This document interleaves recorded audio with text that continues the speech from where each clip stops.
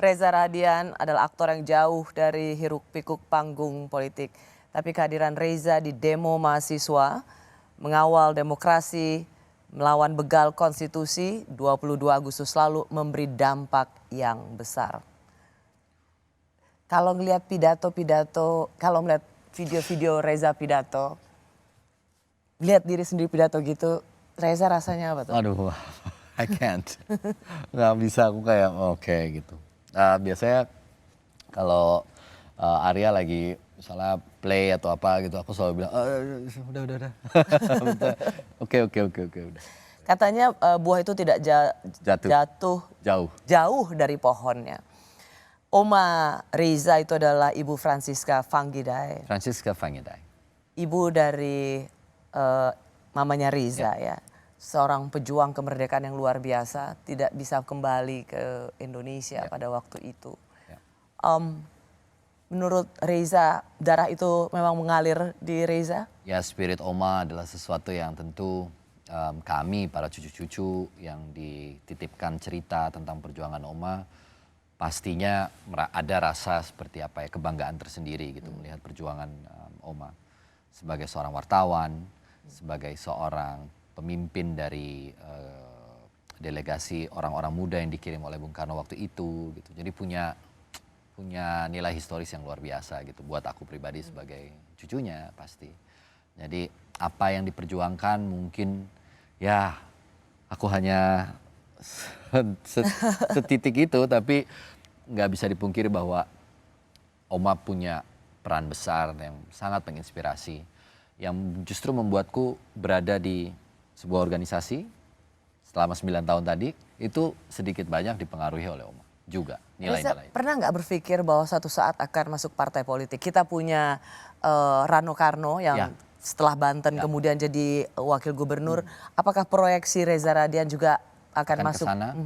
Tidak ada dalam proyeksi saya untuk masuk ke dalam sebuah partai politik hari ini gitu. Tapi saya dengar Reza ditawarin jadi bupati mana? Udah jangan disebut daerahnya.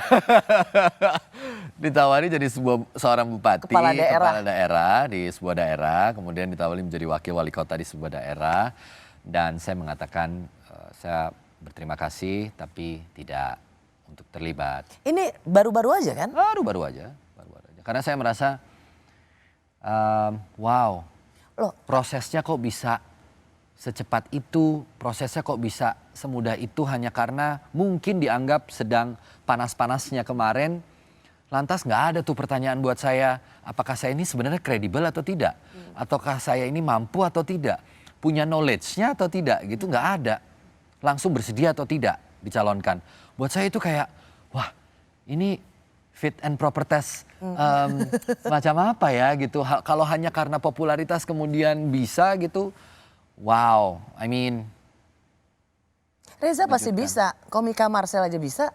I don't wanna go that way. Tapi kan masalah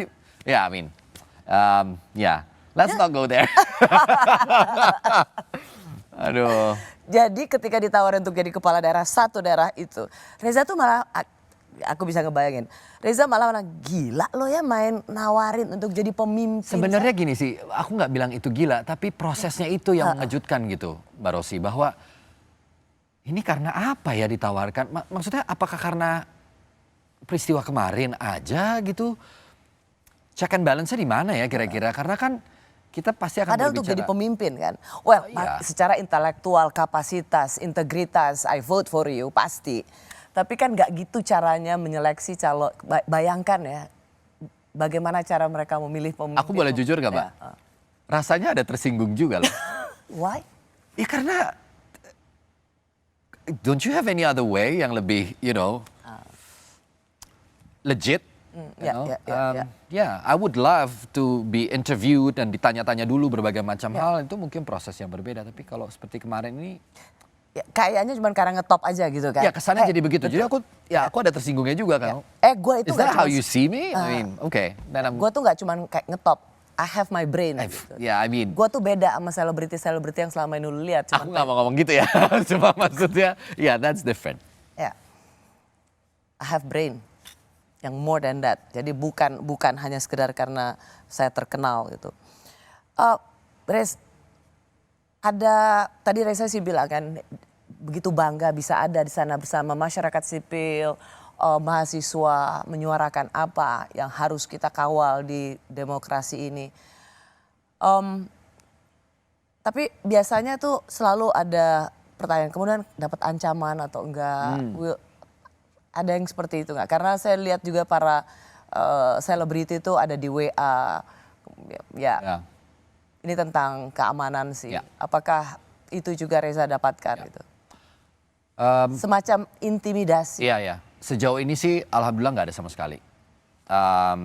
Ancaman, threat, ataupun ya peringatan-peringatan semacam itu so far nggak ada. Tapi mungkin juga Mbak Rosy, ya ini aku nggak tahu benar atau tidak karena ini kembali ke publik yang menilai ya. Tapi so far aku nggak tahu apakah karena penyampaiannya, cara menyampaikannya, pilihan kata-katanya, banyak yang merasa bahwa itu tidak disampaikan dengan cukup teduh. Ya ini opini ada orang kelasnya ya. lah. Sehingga mungkin itu yang membuat mungkin juga nggak untuk merespon itu dengan cara mengancam atau apa mungkin akan terlalu jauh juga sih menurutku ya. Reza kan kemarin karena demo itu maka pembahasan RUU Pilkada akhirnya dibatalkan sehingga bisa dibilang demo kemarin berdampak gitu. Ya. Apakah menurut Reza sudah selesai atau kita memang Reza masyarakat sipil, mahasiswa tetap harus dalam situasi alert atau terus memantau, tidak berhenti di 22 Agustus? Ya. Pertama, teman-teman mahasiswa yang bergerak, teman-teman masyarakat sipil yang bergerak dan kemudian memiliki satu dampak yang sangat kuat, itu adalah indikator yang baik juga buat demokrasi kita. Kembali lagi ke situ, kita punya hope bahwa oh ternyata kekuatan publik, kekuatan suara publik, masyarakat, mahasiswa terutama punya dampak yang besar ketika mereka sudah betul-betul bergerak dan berbicara dan didengar. Itu juga adalah suatu indikator yang baik dan hopeful kalau buat aku, bahwa kita punya harapan, kita punya hope untuk mengawal perjalanan kita ke 5 tahun yang akan datang setidaknya. Sampai situ dulu gitu. Jadi apakah ini harus berhenti di sini? Saya rasa ruang untuk membicarakan itu akan selalu ada. Maksudnya saya berharap itu selalu ada. Kebebasan publik, ruang masyarakat sipil, civil space itu selalu terbuka ruang itu. Dan tidak dengan cara-cara yang represif misalnya untuk diintimidasi, untuk ditekan gitu. Karena itu yang mencederai nilai demokrasi kita pada akhirnya kalau itu terjadi. So penampilan Reza di demonstrasi kemarin 22 Agustus apakah yang pertama dan terakhir atau pertama dan akan ada selanjutnya, episode selanjutnya? Aku sih berharap tidak harus ada sesuatu yang kemudian membuat aku merasa harus kembali melakukan sesuatu. Aku akan kembali berkarya, aku akan kembali bekerja di Yapika gitu ya. Jadi kerja-kerjaku di hal-hal yang mungkin sifatnya lebih social dan lain-lain, I will go back to that. Tapi apakah ini yang terakhir? Rasanya sih tidak ya. Ya, mudah-mudahan sih nggak harus ada, tapi ya aku akan selalu mudah-mudahan menemukan cara-cara yang bisa selalu jauh lebih baik lagi, berkembang terus. As a human being, I have a lot of flaws ya. Aku juga punya banyak kekurangan dan punya juga kelebihan. Dan bagaimana cara memanfaatkan kelebihan itu dengan cara yang baik dan terhormat, itu yang paling penting.